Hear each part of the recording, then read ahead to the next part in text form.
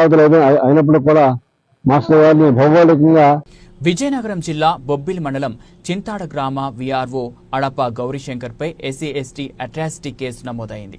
వివరాల్లోకి వెళ్తే బొబ్బిలి మండలం పారాది గ్రామానికి చెందిన నగర పోలమ్మ అనే దళిత మహిళపై స్థానిక తహసీల్దార్ కార్యాలయం వద్ద వీఆర్ఓ అడప గౌరీశంకర్ అసభ్యకరమైన పదజాలంతో దూషించడంతో ఆమె డిసెంబర్ 30వ తారీఖున బొబ్బిలి పోలీస్ స్టేషన్లో ఫిర్యాదు చేసింది. తమ ఫిర్యాదును పోలీసులు పరిగణలోకి తీసుకుని వీఆర్ఓ అడప గౌరీశంకర్పై Patna CI 75 class 2 BNS 3 class 1 R 3 class 1 S 3 class 2 VA SC ST POA act కింద కేసు నమోదు చేశారు. అడప గౌరీశంకర్ గతంలో గొర్లి సీతారాంపురం వీఆర్ఓగా పనిచేస్తున్నప్పటి నుంచి తనపై లైంగికంగా వేధిస్తున్నారని ఆమె ఫిర్యాదులో తెలిపింది.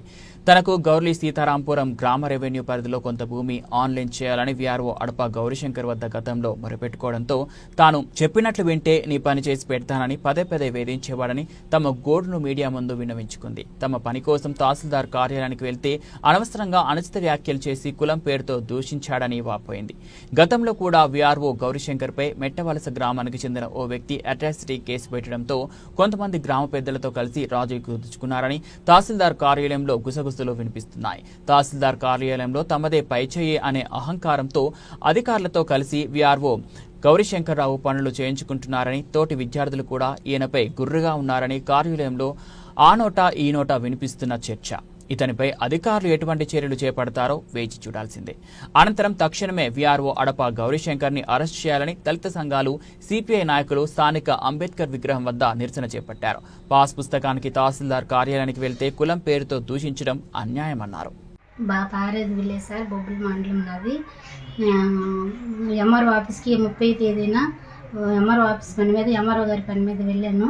వెళ్తే ఎంఆర్ఓ గారిని కలిసి మాట్లాడి వచ్చేస్తుండగా ఎంఆర్ఓ గేట్ యువతల రోడ్డు మీద వీఆర్ఓ అడప గౌరీశంకర్ గారు వచ్చి దుర్భాషను మాట్లాడి, ఆ రోజుల్లో నువ్వు వస్తే నీ పని నేను చేసేదాన్ని, ఇంతవరకు తిరిగే పని లేదు, మాలమాతకోళ్ళకి ఇదే పని, రెండో పని లేదు, ఎంఆర్ఓ చుట్టూ తిరగడమే పని, రెండో పని లేదని మాట్లాడి దుర్భాషలు మాట్లాడారు. ఇప్పట్లో గతంలో కూడా వీఆర్ఓ గొర్రెల సీతారాంపురం రెవెన్యూలో వీఆర్ఓ చేసేటప్పుడు కూడా నీవు వస్తే నీ పని అవుద్ది అదే విధాలు మాట్లాడేవారు. నీ ఎందుకు ఒక్కదాని వల్ల తిరగడము, నీకు అన్ని విధాలుగా చూస్తాను కదా నేను అని మాట్లాడి దుర్భాషలు మాట్లాడేవారు. అప్పుడు నీకు నచ్చింది తెస్తాను, నీ పిల్లల్ని నిన్ను చూస్తాను కదా మాట్లాడేవారు. ఇప్పుడు కూడా ఇదే రోడ్డు మీద కూడా ఇదే మాట్లాడారు. రిపోర్ట్ పోలీస్ స్టేషన్ రిపోర్ట్ ఇచ్చాను. పోలీస్ స్టేషన్ రిపోర్ట్ వాళ్ళు స్పందించి ఎఫ్ఐఆర్ వేశారు. నిన్న ఎఫ్ఐఆర్ కాపీ కూడా ఇచ్చారు. అసలు ఎంఆర్ఓ ఆఫీస్కి ఏ పని మీద వెళ్ళాము? రెవెన్యూ పని మీద వెళ్ళాను సార్. ఈ రెవెన్యూ పని మీద విజయనగరం కలెక్టర్ ఆఫీస్కి, గొల్లి సీతారాంపురం రెవెన్యూకి కూడా వెళ్ళాను. ఎంఆర్ఓ గారి పని మీద కూడా 30వ తేదీన వెళ్ళాను సార్. అసలు అడప గౌరీశంకర్కి నీకు ఎప్పుడమ్మా పరిచయం? మామూలుగా నాకు గొర్రెల సీతారాంపురం రెవెన్యూలో ల్యాండ్ ఉంది. దానిపైన మా తాతగారి పేరు ల్యాండ్ నా పేరు ఉండేది. ఆయన ఆ పని కూడా చేశారు. 1B కోడ్, పాస్బుక్ కోడ్ అన్నీ వచ్చేసాయి. వచ్చిన తర్వాత కూడా ఆ విధంగా అతను గొర్రెల సీతారాం రెవెన్యూలో పనిచేసేటప్పుడు అతను నాకు తెలుసు సార్. అప్పుడు కూడా ఇలాగే వేధించేవారు. ఎప్పటికప్పుడు ఒక్కదానివరా, ఎవరిని తీసుకొని రాకు అనేవారు సార్. 30వ తేదీన కూడా ఇవే మాట్లాడారు.